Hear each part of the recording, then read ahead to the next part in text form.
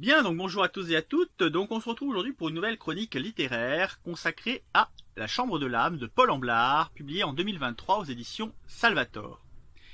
Alors ce récit m'a été proposé par la maison d'édition avec la promesse qu'il me parlerait, qu'il me plairait peut-être même, et j'ai accepté ma foi de le découvrir, notamment car l'auteur, donc Paul Amblard, est historienne de l'art, un point commun avec moi, mais avec une spécialisation en art du Moyen-Âge, art qu'elle a d'ailleurs enseigné et sur lequel elle a déjà eu l'occasion d'écrire. Mais ce récit est une autre aventure pour elle, une autre aventure littéraire, puisque c'est un récit contemporain, même si, et vous allez le comprendre quand je vais faire le résumé du livre, il y a beaucoup d'éléments qui nous ramènent quand même au Moyen-Âge. C'est même un des éléments important de l'intrigue, du propos du livre. Propos du livre plus qu'intrigue, parce que on n'est pas dans un roman, on est vraiment dans un récit. Alors, certes, un récit fictionnel ou semi-fictionnel, mais on reste quand même dans un récit. Ça ne se présente pas véritablement comme un roman. Alors, de quoi s'agit-il? De quoi parle La Chambre de l'âme? Eh bien, La Chambre de l'âme, c'est quelques instants, quelques moments, il n'y a pas de temporalité très arrêtée, que passent ensemble deux sœurs, Marion et Rose. En l'occurrence, Rose est historienne de l'art, donc comme l'héroïne, comme l'auteur, une historienne de l'art spécialiste du Moyen Âge. C'est elle qui fait le récit, c'est un récit à la première personne. Et Marion, donc sa sœur, est malade, elle est hospitalisée, victime d'un cancer du sein, donc elle se fait soigner à l'hôpital Curie. Donc ces deux sœurs vont se retrouver d'une certaine manière autour de la maladie de Marion, puisque l'une était dans la publicité, donc l'autre est historienne de l'art, un peu poussiéreuse, vous voyez ce que je veux dire. Donc elles étaient un petit peu, on va dire, éloignées l'une de l'autre, en suivant des chemins assez divergents. Et donc la maladie va finalement les rapprocher, puisque Rose va aller voir sa sœur quotidiennement à l'hôpital. Alors bien évidemment, comme ces deux sœurs ont suivi des chemins assez divergents et ne sont pas véritablement sur la même longueur d'onde, eh bien elles se retrouvent à ne pas trop savoir sur quoi parler et sur quoi échanger à l'hôpital durant les longues journées de visite. Et Rose va avoir l'idée d'amener un manuscrit du Moyen-Âge, un fac-similé de manuscrit du Moyen-Âge, évidemment pas un original, mais un fac-similé. Va avoir donc l'idée d'amener ce fac-similé pour le lire à sa sœur, ou en tout cas pour le découvrir avec sa sœur et partager quelque chose en commun. Donc ce manuscrit est un écrit de Guillaume de Diguleville qui s'intitule Le pèlerinage de l'âme humaine et qui raconte donc ce qu'il y a après la mort, voilà, où va l'âme et quel est son cheminement dans cet au-delà méconnu, voilà. Donc au début bien sûr on va dire que ça prend pas forcément, voilà, c'est un petit peu compliqué à installer, mais petit à petit Marion, qui n'est pas d'ailleurs spécialement croyante, va s'intéresser aux propos du livre, et donc on va suivre ce pèlerinage avec les deux héroïnes jusqu'à la fin, que je ne révélerai évidemment pas puisque c'est quand même un élément important du récit.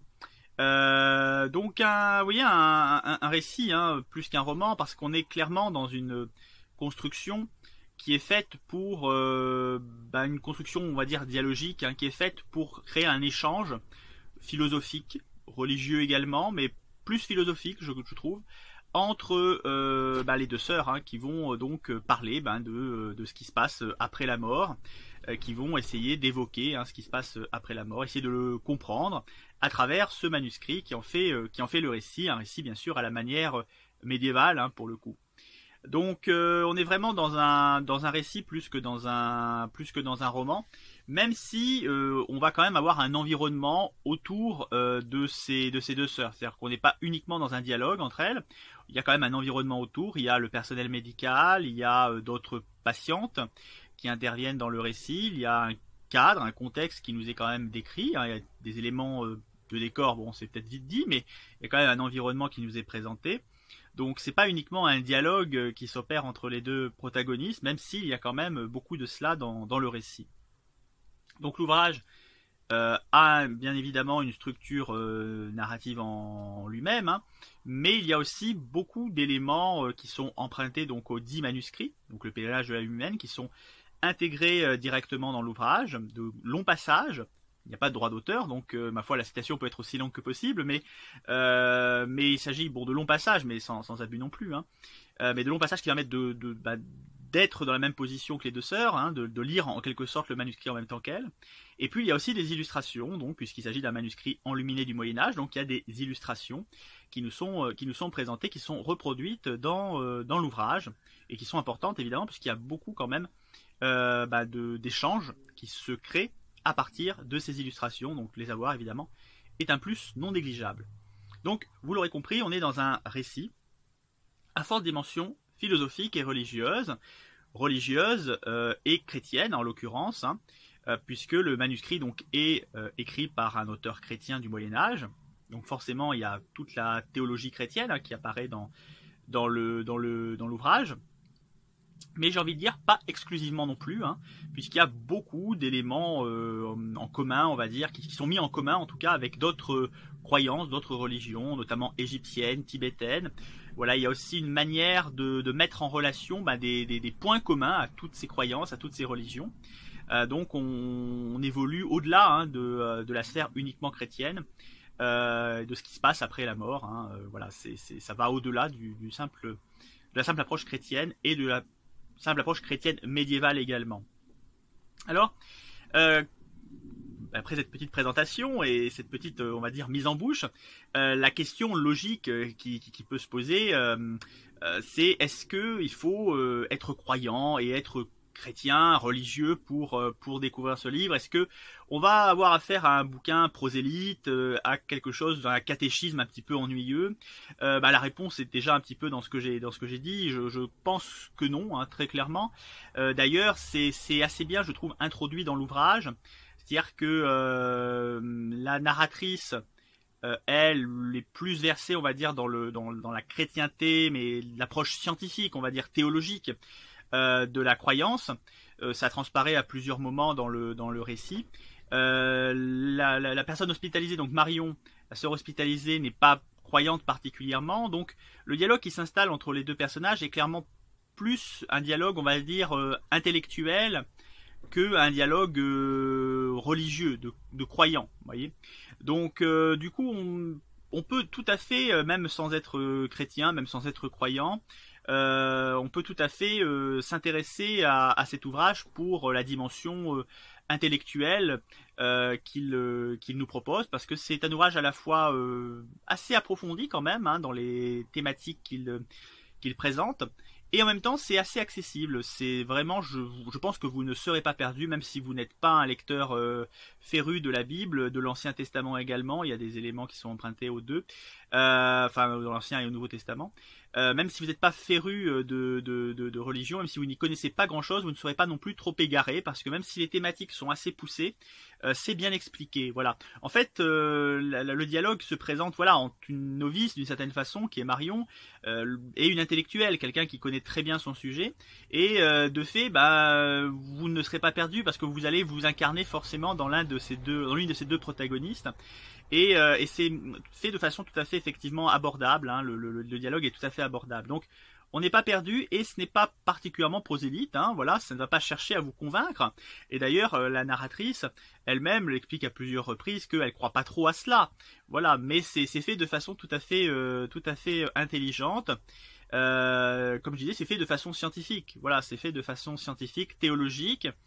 De surcroît, l'écart, on va dire, entre notre époque et le Moyen-Âge, hein, n'est pas nié. Voilà, c'est-à-dire qu'effectivement, au Moyen-Âge, on pouvait avoir une symbolique très différente de la nôtre aujourd'hui, et donc tout cela est bien expliqué, bien présenté. Ça rend vraiment le sujet, je trouve, très abordable. Alors, est-ce que c'est trop didactique, trop pédagogique de fait? Un petit peu. Un petit peu, c'est vrai. Mais en même temps, c'est sans doute aussi le sens du livre. C'est sans doute le propos du livre. Je pense qu'on est clairement dans un livre qui cherche aussi à expliquer, voilà, à détailler, à expliquer des choses, à faire comprendre des choses. Et c'est vrai que c'est une manière peut-être un petit peu plus ludique de faire apprendre et de faire connaître que avec un ouvrage purement scientifique, purement non fictionnel. Voilà.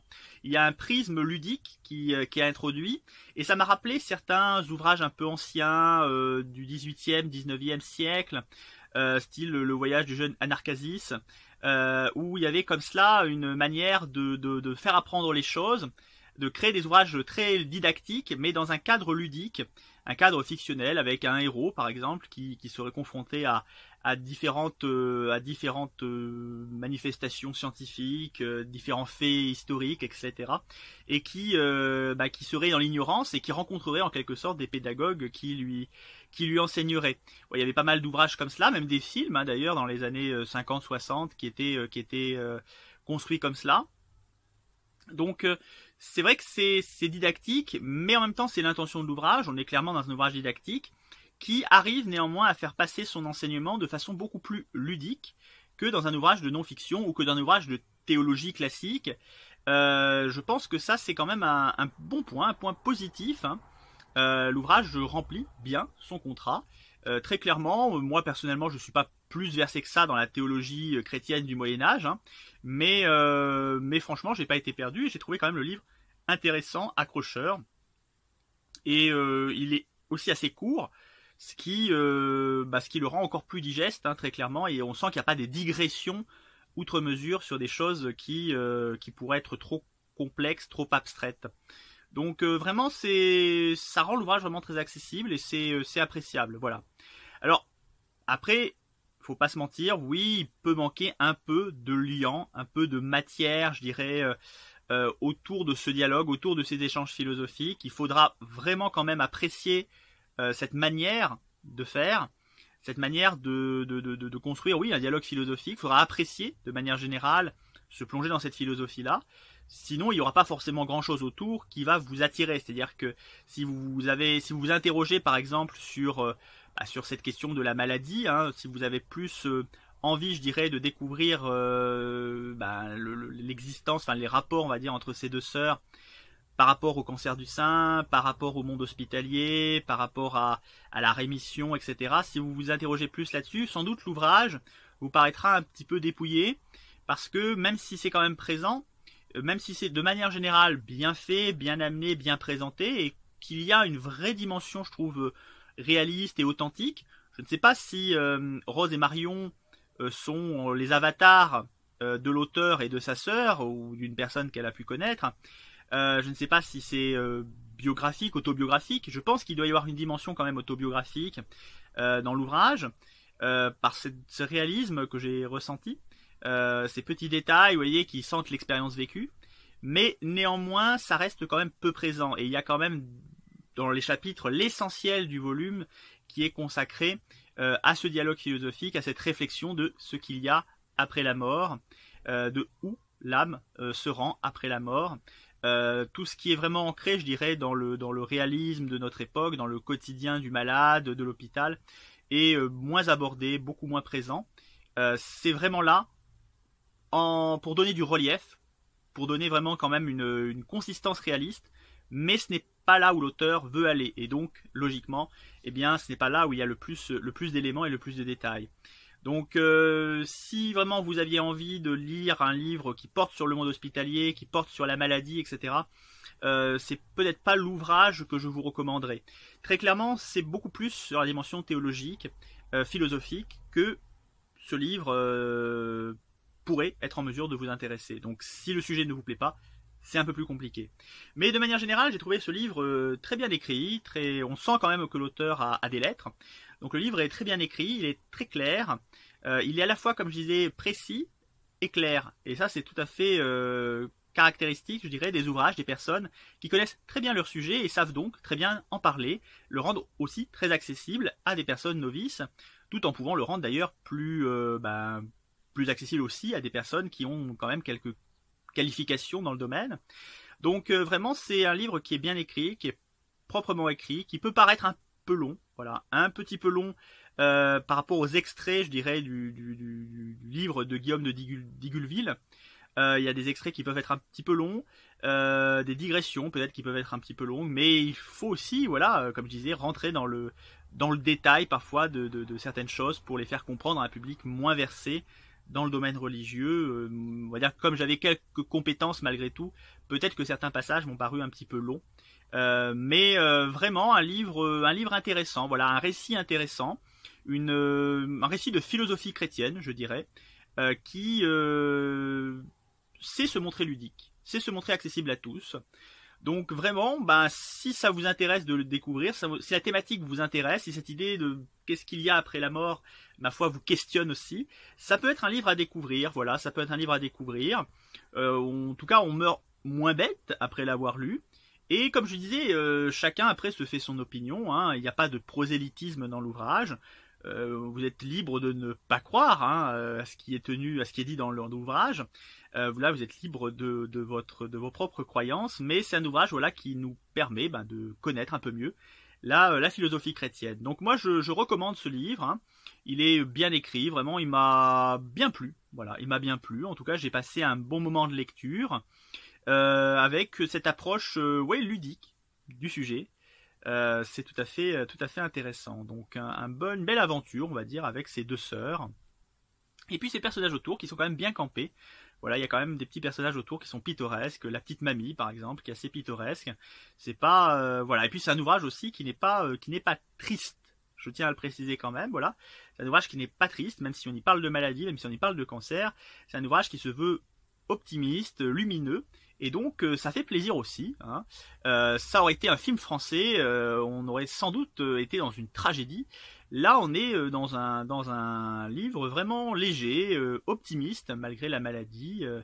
Et donc ça fait plaisir de voir un livre qui a aussi cette approche-là. C'est pas forcément toujours le cas. Voilà.